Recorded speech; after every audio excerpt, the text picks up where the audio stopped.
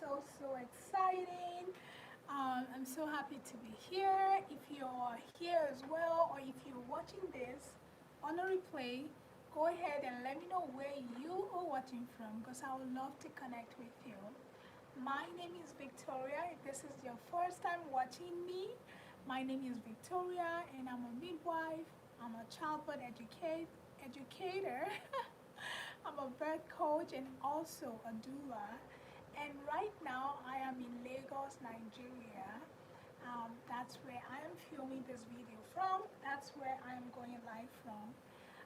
If you're here, let me know where you're watching from and go ahead and please share this video, share this live so that other people can join as well. And today it's going to be fun. It's really going to be fun. I have my computer here and we're going to be watching together a birth story, and I'm going to be sharing with you some things from a midwife's perspective that you can learn to just know and to be able to help other people. And it's really going to be fun. All right. I see there are people here. Let me know where you're watching from in the comments. I'm sure the chats are live. I'm sure you can type something. So go ahead and do that. I would love to hear from you. So before we start, I wanted to say this. Let me know if you can hear me in the comments, all right? And put in your favorite emoji so I know you can hear me, all right? I wanted to say this. I have some new things I wanted to be showing on my channel. When I'm looking here, I'm looking at my computer. That's why. But there's some new updates and I want you guys to know about it. First, I want to say thank you to all my old subscribers. From the day of one person to the day of now, we're at what? I think 750, somewhere around there, subscribers. I owe this to you guys, to your support, your encouragement, you sharing my videos, and I am just so thankful. So I say thank you to you guys. And some of the new things that we're going to be doing is that we're going to be having more videos. Isn't that exciting? I'm so thankful to YouTube for making people that do not have 1,000 subscribers yet to be able to do live videos, because I believe when you're able to connect well with your audience, then you are able to know what they want and how you can deliver that. And I'm really excited for this opportunity. So there's going to be at least in a week one live stream. Isn't that exciting? Let me know what you think about live stream, seeing people live instead of like a pre-recorded video. Let me know in the comment section. And even if you're watching this on replay, also let me know in the comment section, okay? So there's going to be one live video every week. There's going to be one childbirth related video, right? My passion is to educate people, especially first time expecting families, to know how to navigate pregnancy, birth, labor and birth, and also postpartum. And whichever way I can do that, that would make me the most happy. And there's going to be a vlog, so I'm going to try to capture snippets of my life. I see that some of the things missing on my channel, and I guess this depends on different people. Let me know what you think in the comments. It's being personal and real with you guys. Of course, you have to be careful what you share on here to the world, but I do want to show you some things about my beautiful country, Nigeria. I want to share that as well. So there's going to be a vlog. So those are 3 videos in a week. There will be a live video like this. There's going to be a vlog, and there's going to be a childbirth related video. So yeah, I just wanted to share that with you. I also want to share that if you're not following me on Instagram, it is birthy_life, BIRTY_life. And yeah, I also share a lot on a daily basis, usually up there. So go ahead and follow me there. I also do a live video. I'm starting to do a live video every Sunday at 5 p.m. West African time. I said West African time. So if you want to be part of that, go ahead and make sure that you're there on Instagram, 5 p.m. every Sunday. So that's about what? 4 videos every week. So 3 on YouTube, 1 on Instagram. So yeah, those are the new things that it's gonna be there. Now let me share how you can be part of it. How can you be part of it? I see there are people here. Go ahead and let me know where you're watching from by giving me your favorite emoji if you're enjoying this and if you're happy that there's going to be more video. Okay? I feel like the more I do this, the more I get better at it. And the more the internet cooperates. All right? Okay, so how can you be part of this? How can you be part of this? Welcome, guys. Welcome. I see people are joining. Welcome. Let me know where you're watching from. So you can be part of this journey with me and building this community by following me, subscribing to my channel. It is free. It's just called subscription, but it is free to subscribe. By following me on my social media pages, on Instagram, on Facebook. I have a Facebook page. It's called Midwife Victoria, and I try to educate pregnant family there as well. If you are not currently pregnant, you can share. I'm sure you know one person that is pregnant, so you can go ahead and share my videos with them. If you're enjoying this, go ahead and give this video a thumbs up. All right. Oh, hi, Diadem International, watching from New Jersey, US. Oh, thank you so much. I really, really appreciate. Please go ahead and share this live video so other people can watch, and give this video a thumbs up if you're enjoying this. All right. So the other way you can help is, yeah, like I said, sharing my videos to help someone expecting out there. There's a story I want to share with you, but I will share someday. Someday I will share, but not today. Also why I'm very particular on sharing this video, because there are people that actually cannot afford a childbirth educator or a doula, and they need someone to, they need to watch something for free, and that's why I have this here. And of course, I also have a paid version of my childbirth education course. So if you know anyone that needs it, go ahead and DM me, and and we will make sure that happens for them as well. All right, so let's get started. If you have your computer with you, I'm actually going to, oh, before I forget, those people from Adeyeye Fire Home, from Keeping It Real with Adeyeye, I'm super, super excited and thankful for Adeyeye for making that video for me. And I know a lot of you came from there, and I just wanted to say thank you so much. I really appreciate the love, the support. So if you're from Adeyeye, let me also know in the comments that you're from Adeyeye, and I'll just like to welcome you personally. All right. So let's keep on going. So today we're actually going to be talking about birth story. That's my new favorite these days, listening to other women and their husbands sharing about their birth. And that's what we're going to be going over today. Today it's going to be about Temwa and Anjola. It's their birth story. Let me read the little bio about them, and I would like that you go ahead and please follow them. They're on YouTube, and it's spelled Temwa is Temwa, then the end, Anjola, Anjola. Okay? And Temwa is Malawian, and Anjola is Nigerian, and they're based in the UK, I think. And they are a couple who love adventure.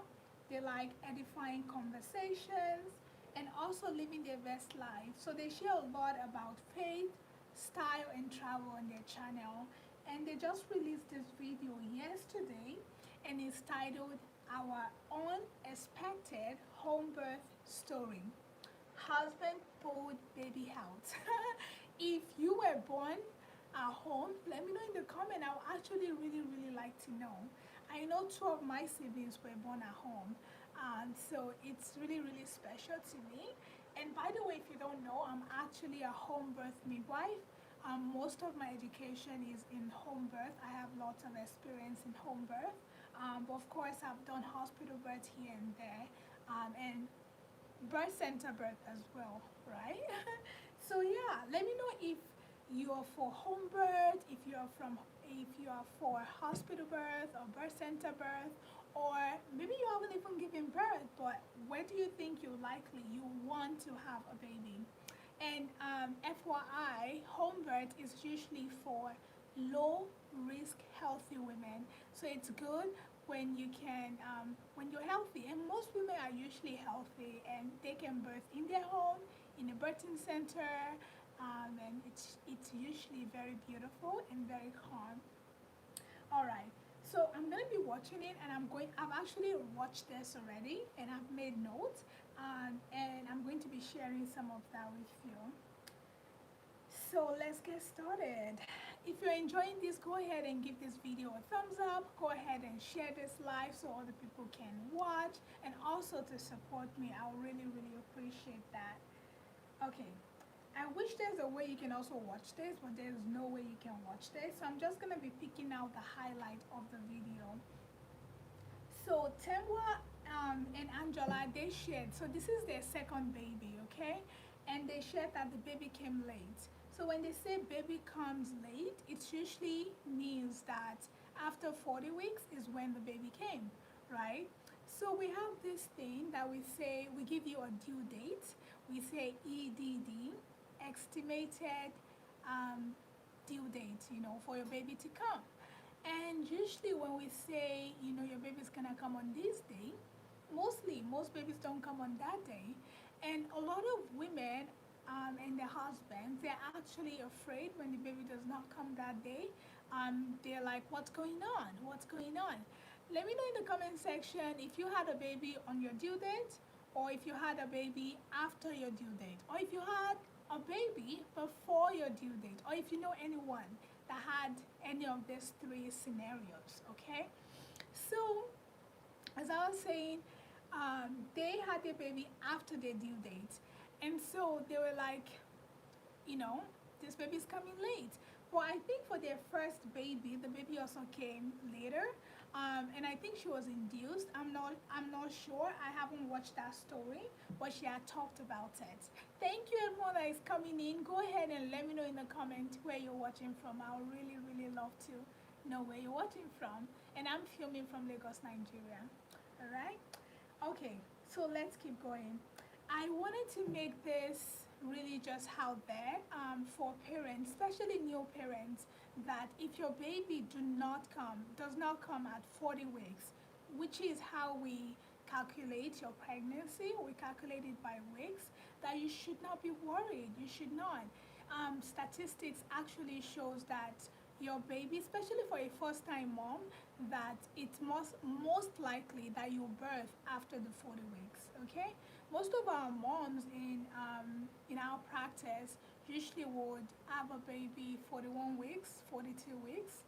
So it's not unusual that your baby does not come at 40 weeks. And I like to make this illustration of a mango tree. I'm from Nigeria, and I love mangoes. So maybe you're from, where they're like apples or some other fruits. Let me know what fruits are the commonest, or what's your favorite fruit. One of my favorite fruit is mango. Let me know in the comment section. So anyways, talking about a mango tree. A mango tree grows lots of mangoes, right? And when it's time for them to be eaten, you see the ripe ones, then you cut it. You don't cut the whole thing. You take the ripe one. You pluck it. That's the right word. You pluck the mango. But not all the mango fruit, not all of them get ripe at the same time. Let me know in the comment if you can relate with this, what I'm saying. Not all the fruit gets ripened at the same time, at the same date. So you would be taking them, one after the other, or several after the other, right? And the same thing for babies. Not all babies are ready to come at 40 weeks.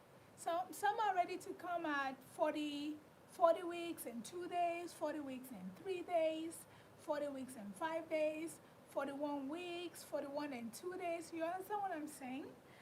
Let me know if you understand by leaving your favorite emoji in the chat. So you're having a baby does not mean your baby will come on the due date. And guess what? We also have babies that come on their due date, but it's actually not very, it doesn't happen often. So I just want to put that out there, that if your baby does not come on the due date, it is okay, all right? It is okay. The other thing Temwa and Anjola highlighted was that they were trying to induce the baby. So inducing baby means you want the baby to come. You know, you're trying to do things for the baby to come. Let me know if you got induced for labor or you know someone that was induced for labor in the chat. And even if you're watching this on replay, let me know in the comments. All right, and if you're coming in, I would really appreciate if you can go ahead and share this so that other people can join in the live video. It just makes it really, really fun. I'll really appreciate that. All right. Okay, so she was saying that they weren't walking, and while walking, they really enjoyed the walk. I like to say this to my clients: walking, curb working, drinking teas, whatever you're doing to induce labor, make sure, especially naturally induced labor. If you'd like to know more about that, by the way, go ahead and check my video. I talked about how to induce labor naturally. So go ahead and check out that video. I've released that video, it's public now. And so I like when she said when they were walking, they really enjoyed it, because there's something called hormones and pregnancy or hormones and birth. When you are not enjoying it, it kind of does not really help, because when you are stressed out and you're like, I really want to have this baby, and you're stressed, stress releases a hormone called cortisol. Cortisol, cortisol, cortisol. And cortisol is not a friend of oxytocin. Oxytocin is the love hormone, is the hormone that helps you go into labor. And so when you have cortisol, which is a stress hormone, and you're trying to walk, even though walking would help you go into labor, right? Could help if it's the right time, right? But because you're stressed and you're not happy and you're trying to force things, it might not actually work because you're not enjoying it. Because when you're enjoying it, your body would naturally make oxytocin, which is the love hormone, which just helps your body, you know, get ready to go into labor. Okay? So I just wanted to point that part out. Another thing she talked about was sitting on the toilet. Sitting on the toilet. If you're coming in and watching, I see there are more people coming in. Welcome. I really appreciate you coming. Please go ahead and share this video on your stories, on your social media, so that more people can join in the video. And by the way, I'll take questions at the end. So if you have any questions you want to ask me, and that's where we're live, go ahead and leave them in the comment section, all right? And I will answer those questions, okay? All right. So she said, you know, things were progressing. They went on a walk, and when they got back, or when they were going, she was feeling so uncomfortable. And so Anjola, her husband, was like, let's go back home, you know. You're so pregnant. I don't think it's wise that you keep walking. Let's go back home. So long story short, they came back home, and as they were home, she just started to like few contractions, like more contractions. Before, she was feeling more like pressure on her back. And so she went into the shower. I think she took a shower or took a bath, something like that. And then she was screaming. And she was like, this pain is a lot, because she thought, so they had called their midwife before earlier, and she's like, oh, it might just be, you know, just that pain everyone has in pregnancy. You should be fine and all of that, because she wasn't having regular contractions, or she wasn't having contractions at all. It was just pain in her back. But by the time she got back home, she was feeling the contraction. By the way, go ahead and make sure that after this live that you go watch their story, because it's so beautiful the way they shared it.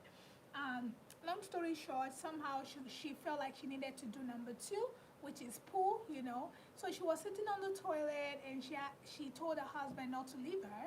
And this is also another point I wanted to point out, that when you're in labor, you want people that you don't mind if you're doing number 2, if you're pooing, to be there with you. If you feel like you want your sister to be with you, or your brother to be with you, or your mom, or your dad, whatever, are you okay to be naked in front of them? Not saying every woman that goes into labor is naked, but you want to be comfortable, all right?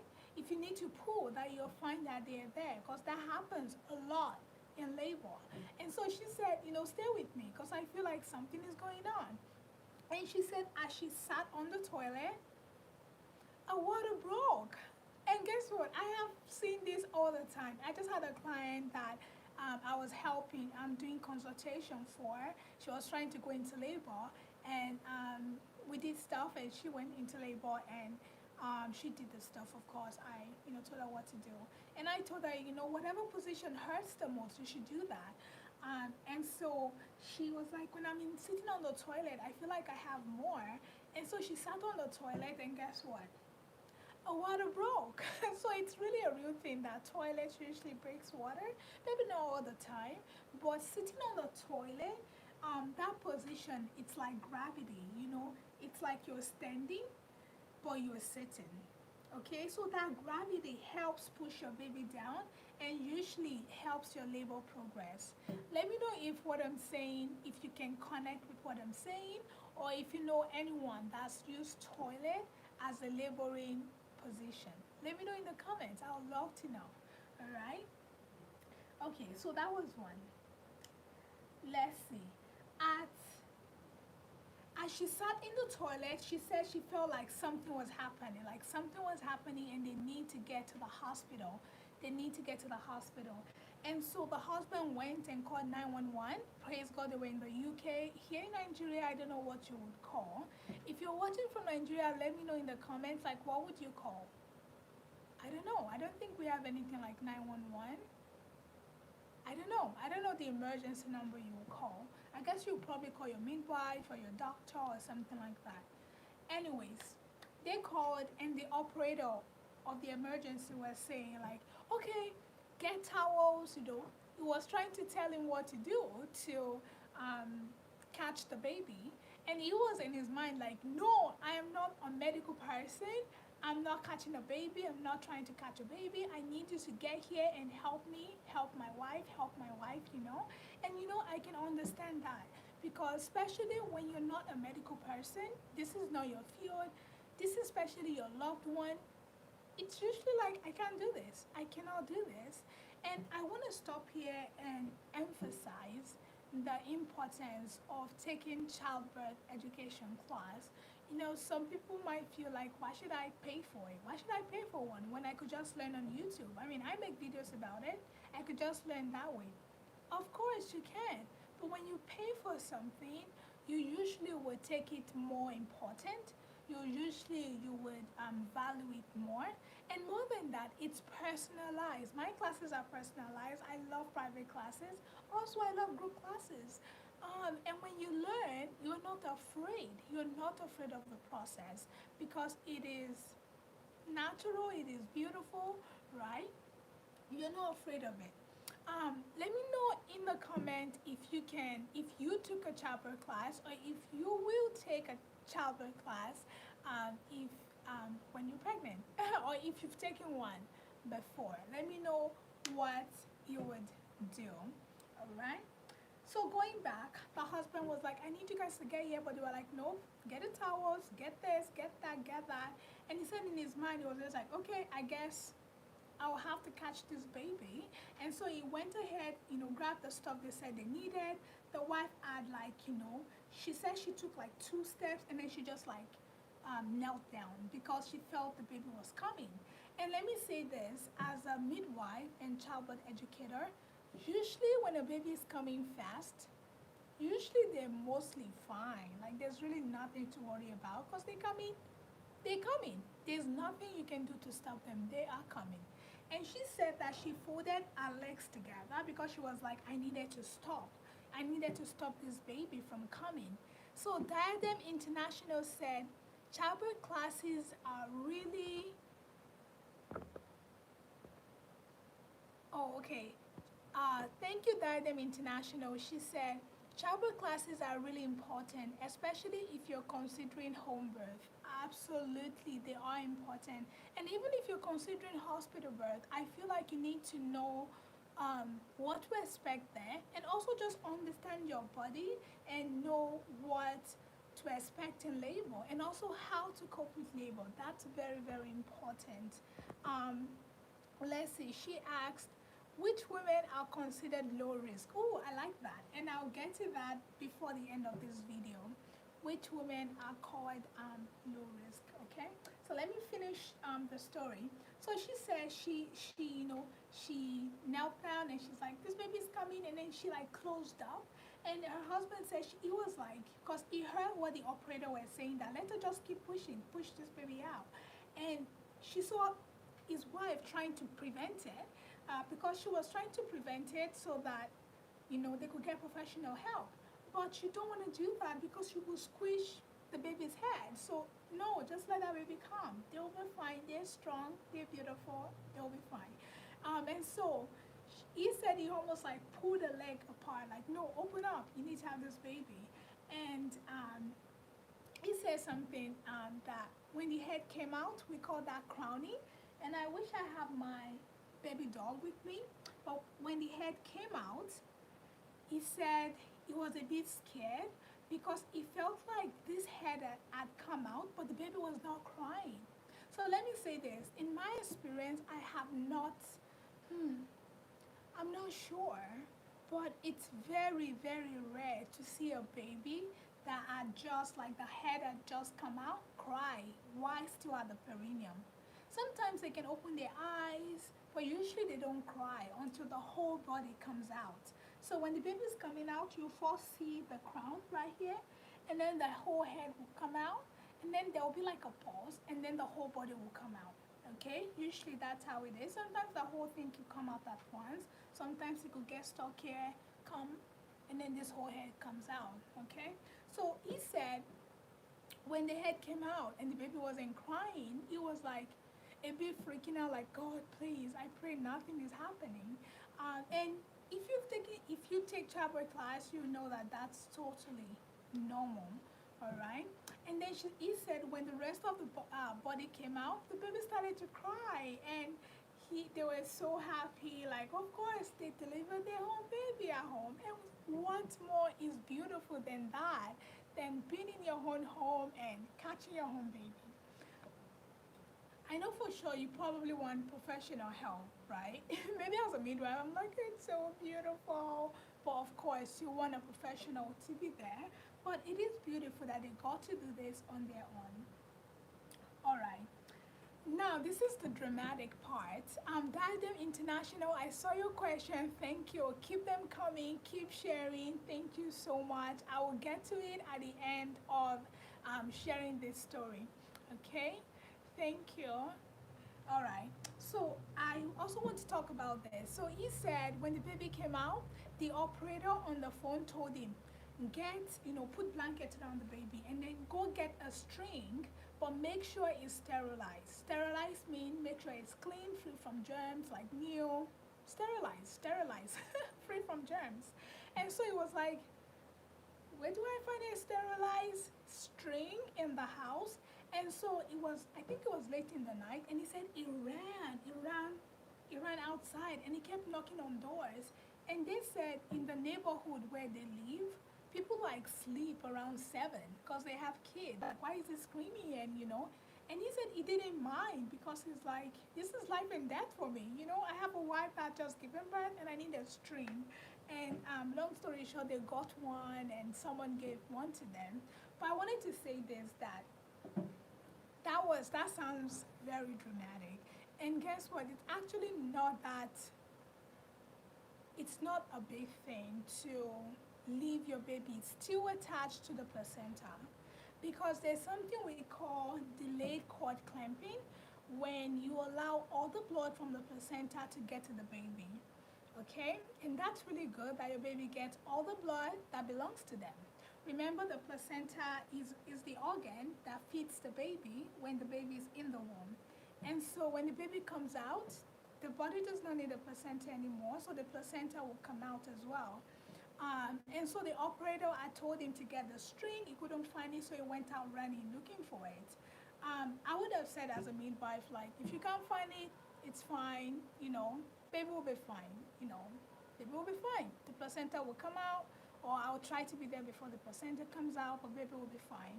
Because it's not going to kill the baby or do anything to the baby if they're still attached to the placenta. Like, they lived with that placenta for 9 months.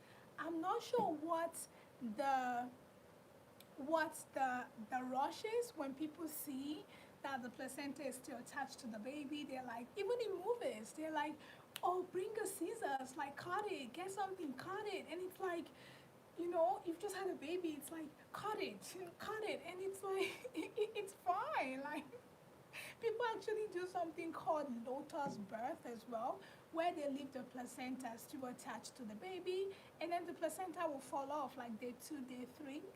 It will fall off by itself. So it's not like a big deal. Nothing would happen to your baby if the placenta is still attached, okay?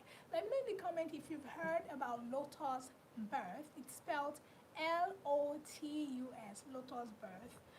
Let me see my chart. Okay, so the Diadem International said delayed cord clamping has been shown to reduce iron deficiency anemia too. That's amazing. That's totally amazing. So guys, it's really beneficial for your baby that you actually do delayed cord clamping, which means that as soon as the baby come out, don't have them cut the umbilical cord. Have them wait before they cut the umbilical. Definitely welcome. All right, so what are we talking about? Delayed cord clamping is great. It's amazing. All right. Okay, let's see. We're almost getting to the end. Oh, I think that's actually where I stopped. Okay, so the husband at the end said it was just a lot for him because he had to see this firsthand. Do you know how scary that could have been? Like, I cannot imagine how scary it would have been for Anjola to witness that, but also how beautiful. They said that they actually waited like an hour before anyone came to be with them, and they were just there. She had birthed, by the way, the placenta before the ambulance came, and she said it was just her husband, their new baby, and they were just there, just loving their baby, loving each other, and just being awed with birth, with creation. Like, wow, we just did this. So for them, it was an unplanned, unexpected home birth delivery. And I also wanted to add this comment that when it's your second baby, usually we say that it's usually faster than your first because your body has gone through birth before. So it's really, really, really special. So I'm so happy for Anjola and Temwa. Go ahead, guys, and subscribe to their channel. They're a beautiful couple, and especially go ahead and watch their birth video. Now let's go to the question. If you have any question, go ahead and leave them in the comments, and I would go ahead and answer the question that we got here. It says, which women are considered low risk? Oh, I love that question. So when we say low risk women, it just means, I'm like, what is the easiest term I can use? Low risk means you don't have, your risk is not high, We have high risk, we have low risk. So low risk women, they're healthy women, just healthy women, You don't have risk of diabetes. You don't have diabetes because there's something we call gestational diabetes when people have diabetes during pregnancy. There's high blood pressure, how do we say it? High blood pressure in pregnancy. So you don't have that. What else? Preeclampsia, you don't have epilepsy, like all this. We have all these things when you come into our care, that we take your history and we just, we check it off. If you don't have all these illnesses, then we're like, you're low risk. And most women don't. Most women, they do not. I remember there was a time we had a mom that had epilepsy, and she actually did co-care. So she wanted a midwife care, because midwife care, I believe, is very special because we take time with our client, to build relationship. And so she was with us, and then she did birth in the hospital. We were also a doula there, and she had a beautiful birth. Actually, I was a doula. I just remembered I was a doula, and she had a beautiful birth. So that would be high risk, to stay at home, because you don't know if she could, have convulsion while she's at home. So that would be high risk. Another one would be someone that has gestational diabetes. The big thing about it is that the baby can get really big, and it will not be like healthy big, it will be like, unhealthy big. And so the baby can get stuck in the pelvis when they're coming out, and that could cause a lot of things. And so we try to be sure that you don't have gestational diabetes. There's actually a test we do around 28 weeks to test for that. So that's one. Another one will be high blood pressure in pregnancy, which of course, every time you go to see your midwife or your doctor, we check your blood pressure, right? Just to be sure you don't have that either. And preeclampsia would be people that have high blood pressure and protein in the urine and edema. That's like a sign of preeclampsia. And yeah, so if you don't have any of these things, there are more things that like most people don't have them, then you are good. But usually we would go through a list with you, and if you have them, then we're able to tell like, okay, is this more risk or less risk, and also with our relationship with you as we're going through, pregnancy together, and that's why we like that women come early into um, they come early into into care, because then we're able to build relationship, we're able to monitor you, and so we know over time that, oh, okay, maybe this mom's diet is not the best, maybe you're eating too much carbs, and in pregnancy you should eat more protein, at least 80 grams. It's the recommended, level of, amount of protein. So we're able to like tell you all these natural things you can do, and usually most of our moms, they have beautiful birth. And yeah, so that's the meaning of low risk birth. Let me know if I answered your question. Diadem International. And guys, if you're watching this on replay, let me know if you have any questions, and I'll try to answer it on my next live, which will be next week, or maybe sometime this week. I don't know what will come up. I'm just trying to go, live, as often, just so to increase the watch hours on this channel, and also to just, be out there more and to educate. Thank you so much, guys. Let me see if there's anything else I wanted to share. I think that's it for today. Thank you guys so much for coming. Diadem International from New Jersey. I really appreciate it. Iga Femi Sunday, thank you. And I know there are other people that came, but they just did not, leave a comment. So I don't know, but thank you guys so much for coming. I look forward to seeing you in my next live. And yeah, until next time, be the best you can be. And also remember to share this video to reduce fear in pregnancy, labor, and birth, and to help expecting families be confident as they go through pregnancy, labor, and birth. Until next time, God bless.